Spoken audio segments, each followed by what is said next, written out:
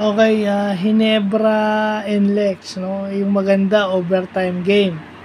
Again, okay, nanalo yung NLEX because I think NLEX, coaching wise, uh, Jong Oy Chico uh, is coaching better. Okay? You know, again, obvious na naman yung coaching weakness nito ni Coach Tim Cone. Gumamit siya ng 13 players.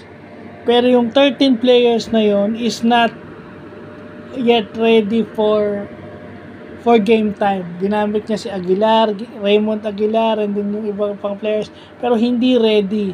Compare dun sa usual niyang ginagamit. Okay? And eventually, ano ang epekto nun? Justin Brownlee is cramping up. Nagka-cramps. Nagsuffer si Justin Brownlee ng cramps dahil doon. Because of overusage. Di ba?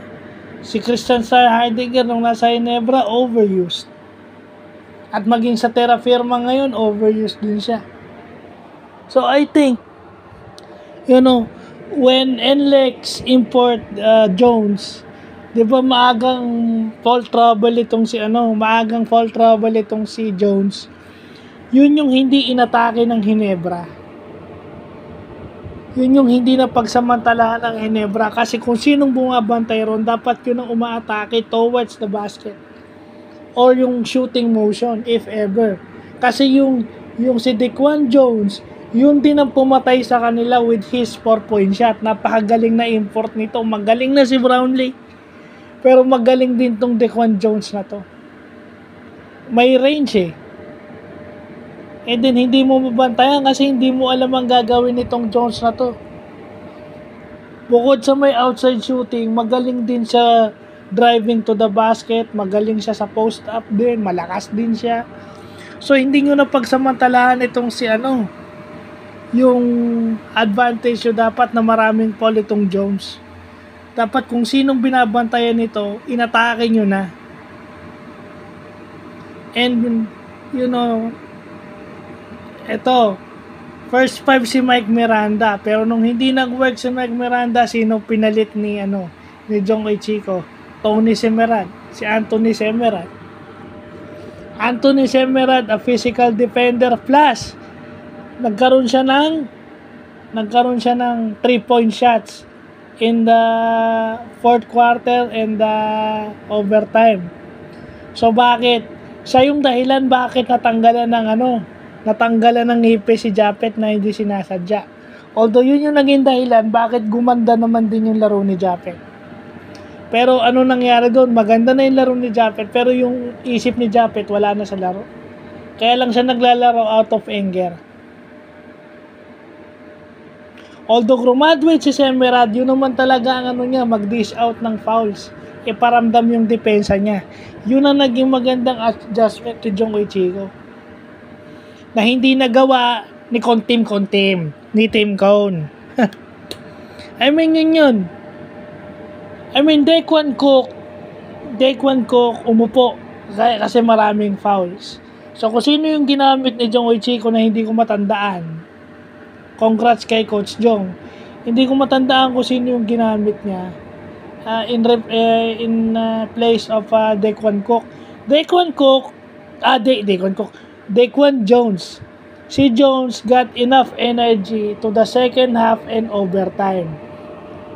Pero nakakapagod din yung ginawa niya dahil isipin mo, sunod-sunod na 4-point shot. Ganon niya yung ginagawa ng Ginebra. Thompson, Holt, Mav, Scotty. Yun. I mean, ginamit mo na si LA. Why not put LA and RJ? Di ba? Hindi na pumapasok yung tira ni RJ, ba't hindi mo gamitin si LA?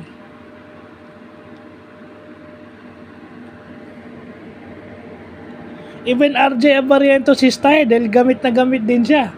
Lahat nung ginamit ni Tim Cone, pagod. From RJ Abarientos to Japet Aguilar, lahat yun napagod. Yung ginamit niya ng matagal, I think yun yung weakness ni coach ni Tim Cone. Pag nakakita siya ng magaling na player, sinasagad niya yun.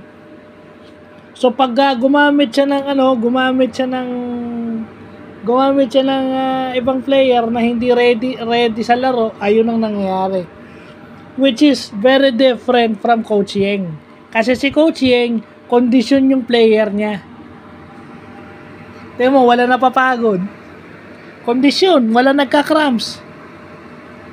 Kahit yung import ng si Aaron Fuller, hindi kondisyon eh. Di ba? Yun yung sinasabi na handa kang gumamit ng 15 players sa roster mo. Ibig sabihin yung 15 players na yun, hindi lang yung 15 players na yun, para rin yun yung first 5 mo na unpredictable. Lahat yun ready maglaro. Yun yung sinasabi. Kaya natalo yung Ginebra ngayon. In the playoffs, they should.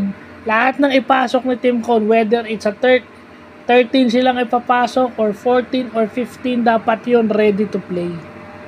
Kasi marami na nga kayong injuries, hindi pa kayo ready maglaro. I mean, RJ Avarientos is definitely a young guy, a rookie. He is 26 or 27 years old. Pero kita mo ilang minutes siya naglalaro. Sigurado ko pagkatapos ng game, masakit ang tagiliran niya sa pagod. So, magandang adjustment sa NLEX. Well, sana ma-realize nila na dapat lahat na ipasok ready. At saka dapat gumamit ka naman. Dig deep on your bench. Kung gusto mong makaalagwa. Both on offense and defense yan ha. Hindi yung puro offense lang. At saka nagsasuffer ka dahil isa lang ang big guy mo. I mean, bakit mo ilalabas si Aguilar, Raymond Aguilar, kung talagang yun lang ang gagawin niya, magbigay ng foul eh. Iyan mo lang si Raymond Aguilar doon, malay mo, kagaya ni si Merad, tumira yun, pumasok. So, yun lang po.